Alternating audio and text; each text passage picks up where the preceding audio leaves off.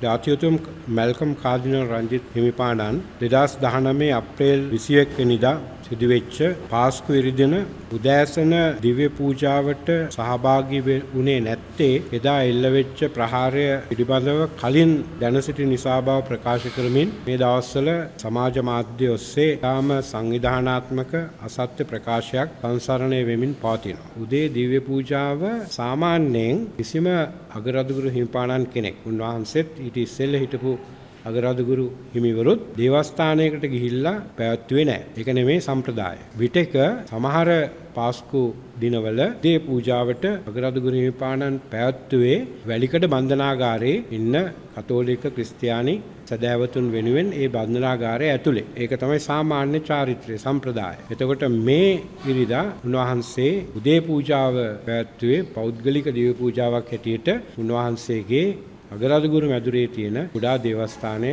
තුල. ඒ නිසා මේ සංසරණය වෙන මේ මවන්න උත්සාහ කරන පින්තූරය සම්පූර්ණයෙන්ම අසත්‍ය පින්තූරයක්. පාස්කු ඉරිදා බෝම්බ ප්‍රහාරය සිදුවෙන අවස්ථාව වෙනකොට කාඩිනල් හිමිපාණන්ට ප්‍රභූ ආරක්ෂාව හෝ රාජ්‍ය ආරක්ෂක අංශ විසින් හෝ කිසිම ආරක්ෂාවක් සපයලා තිබුණේ නැහැ. ඒ නිසා මේක සම්පූර්ණයෙන් ගොතාපු අසත්‍ය බොරුවක්.